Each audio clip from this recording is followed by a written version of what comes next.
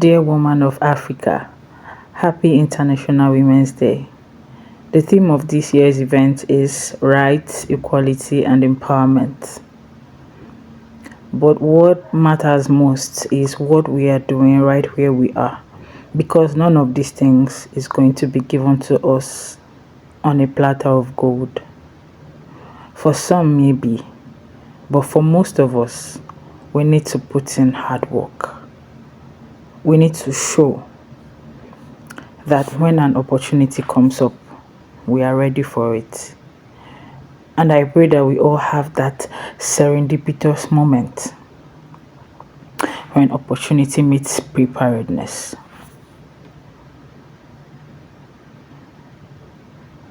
A lot of things, sometimes a lot of things can just seem so off, and it seems the odds are against you as a woman. But how you rise to the occasion is what matters.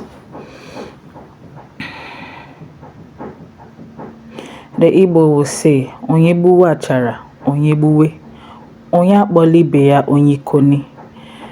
What it simply means is, you're working, your neighbor is working. Do not say your neighbor is lazy.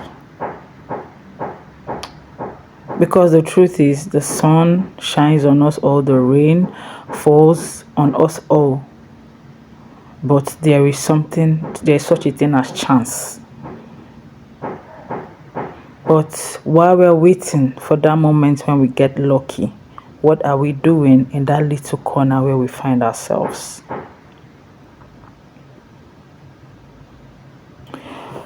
I want to talk about a few things that have happened in my own life. At a point, I just didn't want to keep teaching. Not because I don't like teaching, but because when you're building a family, when you already have one child, you start looking at the fact that you deserve better. And I did get something better. I got a writing job. That was after my marriage, because before my marriage I was in Lagos and I was working, but after marriage, I had to move. So I got a job as a writer. My husband was also working. But in a sudden twist of fate, we both lost our jobs. That was in 2021. When that happened, I did not fold my hands. I said, okay, what is one profitable thing I can start selling immediately and get good profits? I said, let me go for groundnuts. No, I did not tie it. I did not go for the ones you tie in the nylon. No, I was selling to those who had shops where they can tie. So what I was doing was I was putting it in bottles, and then I'll prepare it in the morning. My husband was even helping me then. We'll peel it, we'll put it in the bottles, and then I'll move with it. I'll walk a certain distance. Sometimes I'll take bike, and people were buying from me. But then something started happening. Each time I prepare this thing, once I'm done, I'll start feeling dizzy. And I was wondering what was going on. So one night, I slept and had a dream that we just had our daughter then, our first child. I had a dream that I kept my first child. I was carrying her in that room, but then I kept her and carried a baby boy. And as someone who is in touch with, the spiritual side of things, I told my husband the dream. And then I told him, but again, I have not even seen Auntie Flo this month, but I had seen Auntie Flo the previous month. So we said, okay, that night, when I returned from, supplying the groundnuts I was doing, that we would go by the test strip. The moment I checked, the 2 double lines appeared. The following day, I went for an ultrasound scan, and it showed that I was already 8 weeks gone. And I did not even know that I was pregnant. So my husband was like, well, I know how things are, but I don't think you should keep stressing yourself. 2021 became a very tough year for my family. And typically I reached out for help. Not everybody is going to help you. Someone will help you, and that is the power of one. But when you need help, you need to ask for it. Don't just sit down do nothing. You are not lazy, but sometimes life can throw lemons at you, and when it throws those lemons at you, sometimes you just need to ask for help just to get through that tough phase. And help did come. So later in 2021 and the greater part of 2022, all the way down to now, I cannot even deny that I've been blessed by people. And in some way, I've also been a blessing to others. Now, in 2021, I started my writing business, and then I had just 2 people helping me out.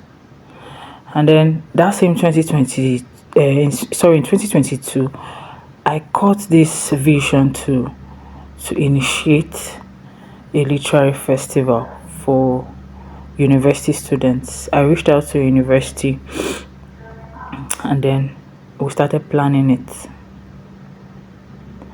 Now there is something that this whole thing was just coming together in such a way that was surprising me, but I was pleasantly surprised. And then it showed some parts of me that I did not know was there, that I can actually be a good leader. And you're a good leader when the people who worked with you at a certain time of your life want to still work with you.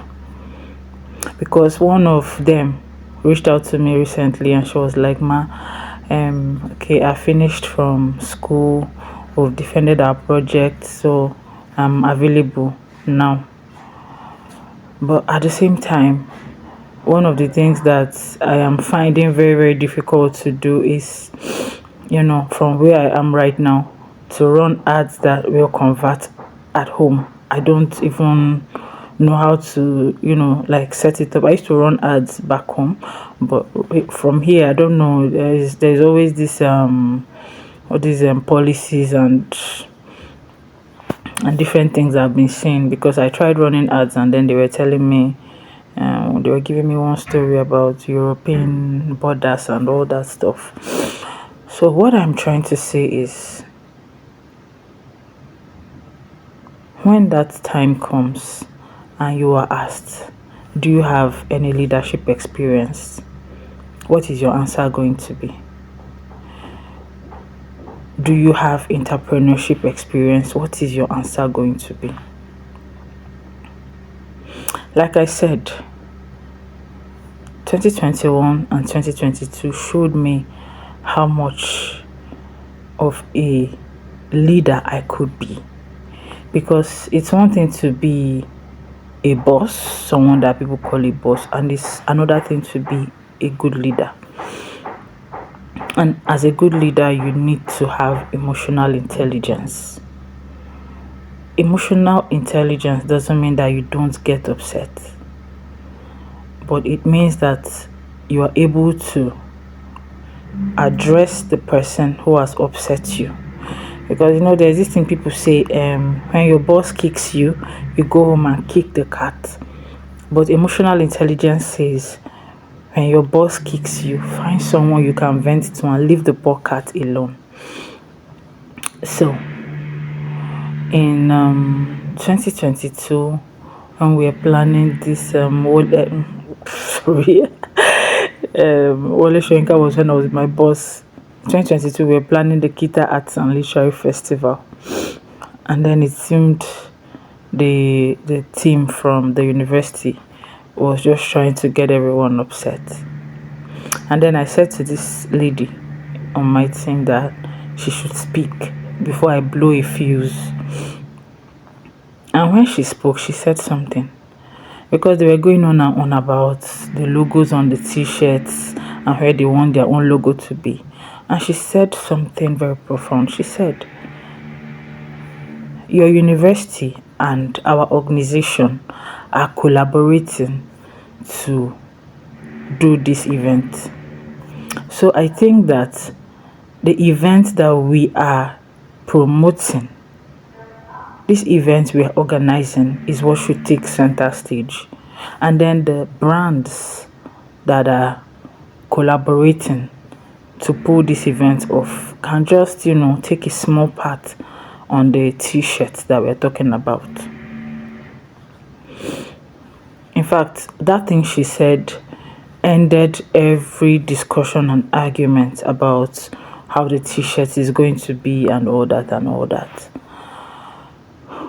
So, as a leader, you give people opportunity to express themselves, even when they're feeling reluctant to do it. You have to show them that you believe in them. And it is one thing I learned from my boss in Lagos. I mean, we're planning Wole Soyinka prize for literature in Africa. And then there are these corporate people sitting at the round table and they are all talking. And I'm just there in my capacity as PA and, writer. So I was trying to listen and get some juice so that I could update the blog later in the day. And then from across the table, my boss says, "So Jiro, what do you think?" And I'm like, "Me? What do I think?" Yeah, so